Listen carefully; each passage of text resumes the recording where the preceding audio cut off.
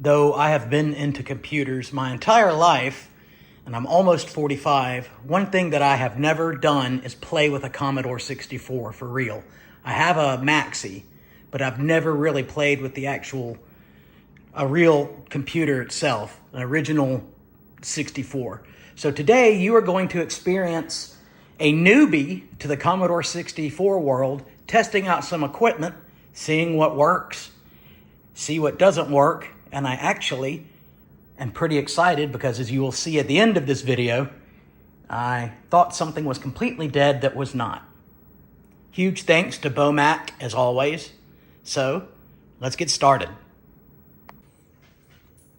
Just like so many other people right now in the retro vintage computer circuit, I am a little interested in Commodore because I have just ordered a Commodore 64 Ultimate, the Starlight Edition, and I never grew up with Commodores when I was little. So I have some Commodore equipment, but I really don't know much about it. I have this Datasette, the 1541. I've got 3 Commodore 64s right here, the MPS 803 printer, and I've got a Commodore V64 Maxi, hooked up over there. But I want to test some of this equipment. I've just played around a little bit with it, but I have not had much luck getting any of this stuff to work. So let's take a look at this and see if we can just have a little Sunday fun day with some old computer stuff, particularly that of Commodore. Okay, well, I was just playing around. I wanted to get this on tape, but I didn't think it would work, but this keyboard's not going well on here. The Datasette would not work when I first put it to power, so I cleaned the cassette port, and as you can see, had quite a bit of filth. While I was at it, I cleaned the heads on the tape too. But this keyboard doesn't work well on this one. But since this is the first time in my entire life, I'm almost 45 years old, that I have, you can see where the keyboard does not work well. Just to get the load button to work, it would not, I had to hit it really hard. So this keyboard definitely needs a lot of work.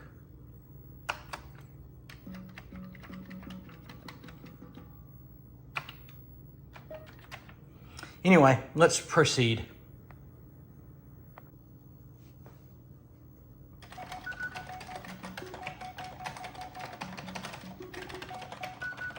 Yeah, rockin'.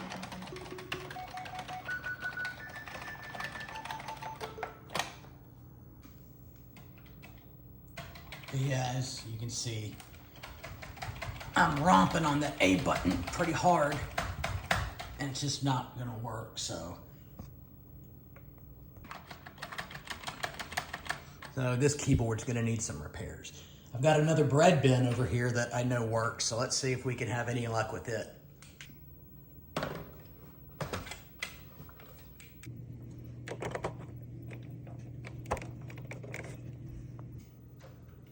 This keyboard seems to be better.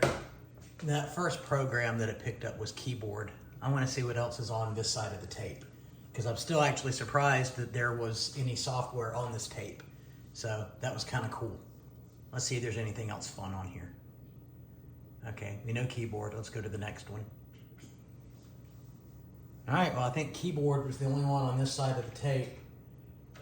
Oops.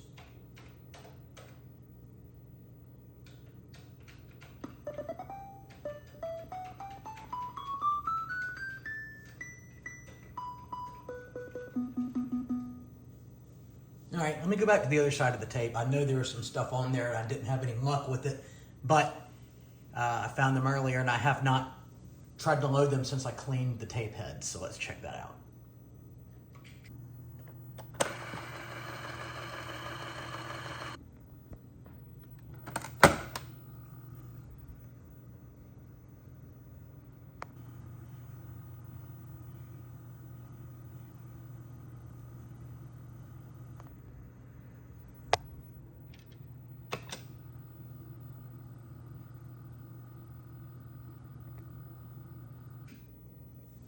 See, and that's the same thing it was doing before. It just goes to that next one. And when I hit space to load them, it never loads anything. So, am I doing something wrong? Let me know. So some years ago, I bought some of these discs, new old stock, still in a shrink wrap.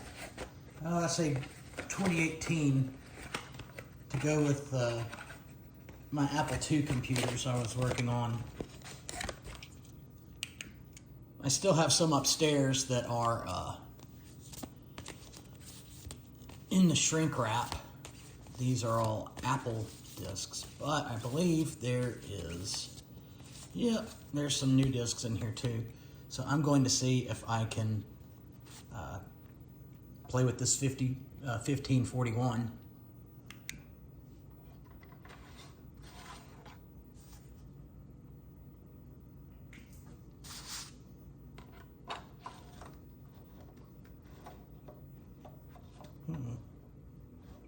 Some alignment issues. It also helps to plug it into power.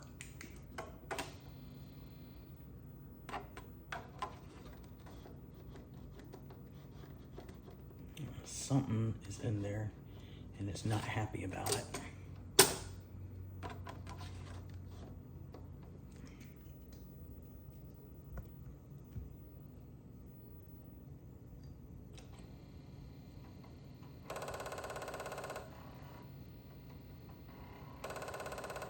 Logic seems to work on the disk drive at least, but I can't get a disk in there.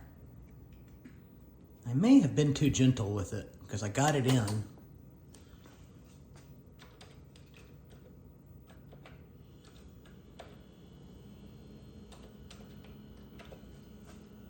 I'm going to try it again.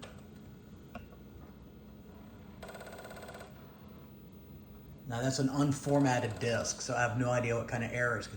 File not found error. All right, let me see if I can figure out a formatted disk. Again, this is the first time in my life I've ever done this stuff with Commodore equipment, so it's really exciting for me.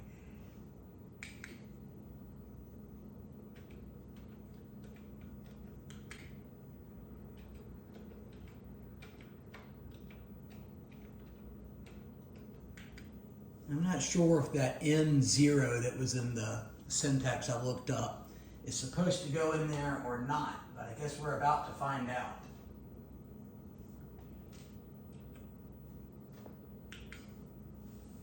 Yeah, that's not exactly what I thought would happen. Let's try it again. Maybe I needed to close it before I tried any of that.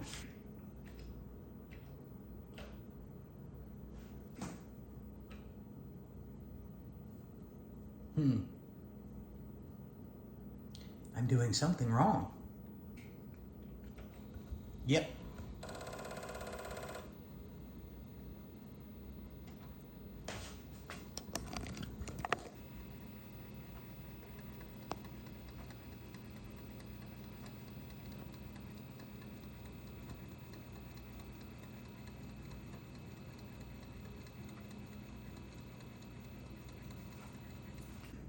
Okay, it didn't give me any kind of error messages. I don't know how this works. Like I said, I've never done this before, but I guess that disk is formatted. Let's see if I can write a little program, save it to disk, and then reopen it.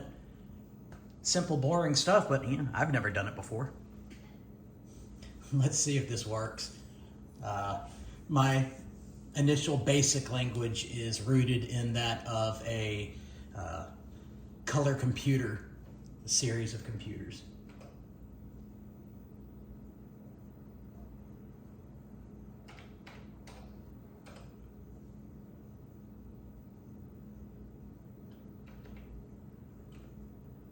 All right, cool.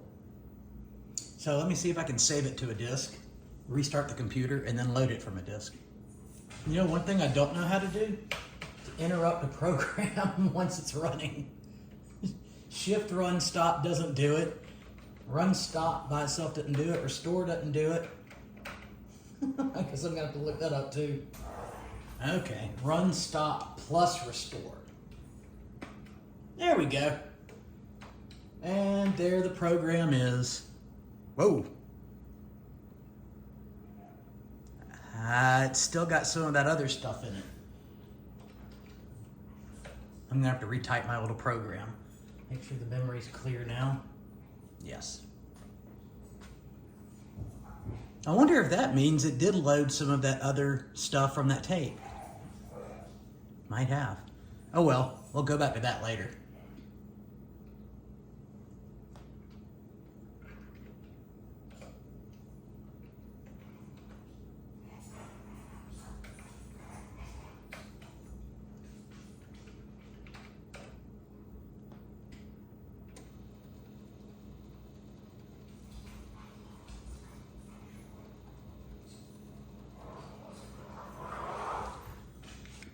I'm sorry my dogs are ruining the disk drive noises, but I'm also just now noticing where I made a mistake in spelling Commodore.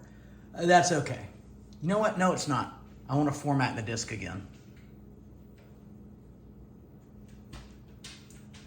Actually, can I just overwrite that file? Well, let's just see. The best way to learn anything is by experience and experimentation, you know.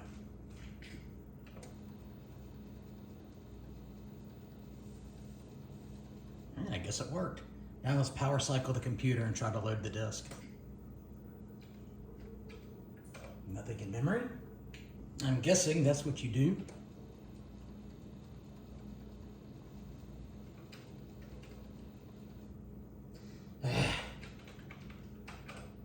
Look at that. I just saved my very first program and loaded my very first program on a floppy disk on a Commodore 64 at 44, almost 45 years old. Cool.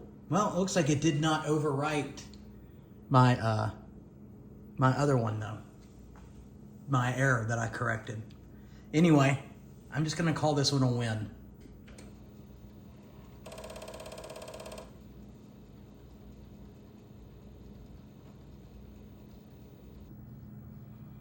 All right, just for fun, since I'm having good luck, let me see if I can just try to print something to this printer and see if it will at least go through the motions.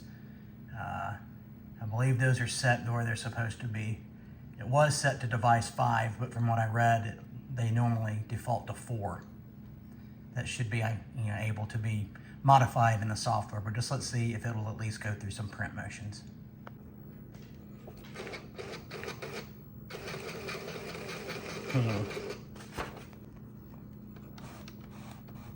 All right. There we go. All right, when I turn on the Commodore 64, I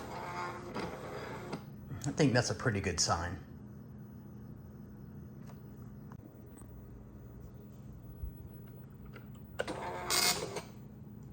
It worked. Unsurprisingly, that ribbon is dry, but you can see where it tried to. I'm gonna let the ribbon run. I'm gonna see if I can incorporate that into a basic program and just do it over and over again and let the ribbon cycle through and see what it does. This was the fun part of computers back in the day, experimenting and learning how the machine works through actually interacting with it. Something that's lost in computers really these days. It's just not the same. If you know, you know. All right, let's see what this does. Run. Oh, file not open. And okay, well, shoot. Maybe this will do it. File open error. Does it have to close it and open it each time? Well, let's try that. All right, I think I corrected it now. I changed my loop.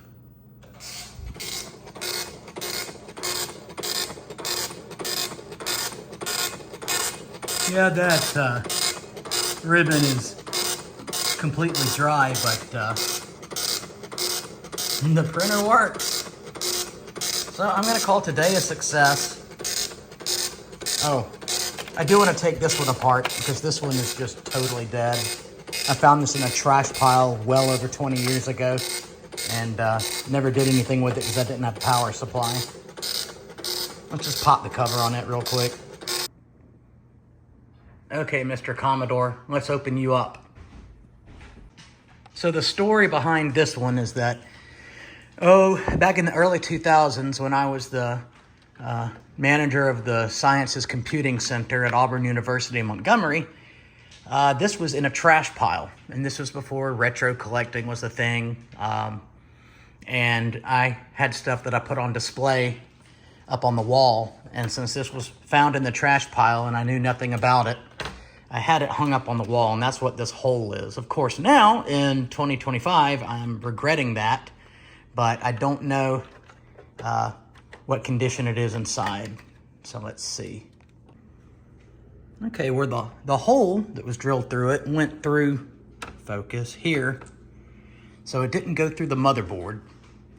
So that's a good sign. I know nothing about these. I'm going to pull out that fuse and look at it. But I would imagine somebody who knows what he is doing could probably make this motherboard work again. Not to mention the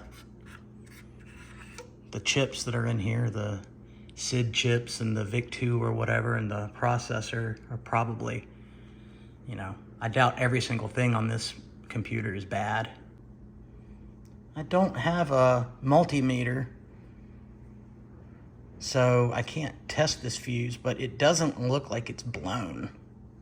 Which, if it was blown, could be a good thing or a bad thing.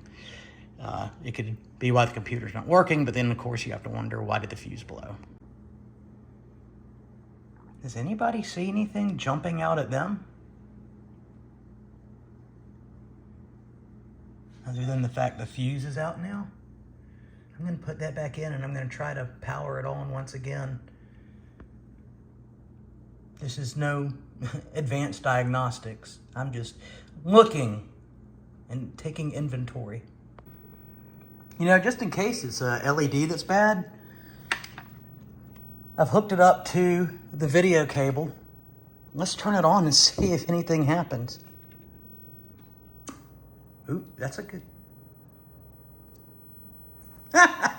Okay, well, it's not totally dead. Don't know what is failing on here. I'm sure a lot of you guys know, but the computer is not totally dead. The LED doesn't work. That's obviously not healthy, but it's not dead either. So cool. Obviously, a good place to start would be pulling chips, cleaning them and reseating them, but I don't have a chip puller here, and I'm not ready to really start a project that I can't finish right this second. But anyway, I hope you've enjoyed watching a Commodore 64 newbie play with some Commodore 64s and get excited about it before the Ultimate comes in. Now I'm really excited about the Ultimate because all these peripherals I have will work with it. So that's so cool. Everybody, thanks for watching. I hope you had a Merry Christmas and have a Happy New Year. And I will catch you on the next video.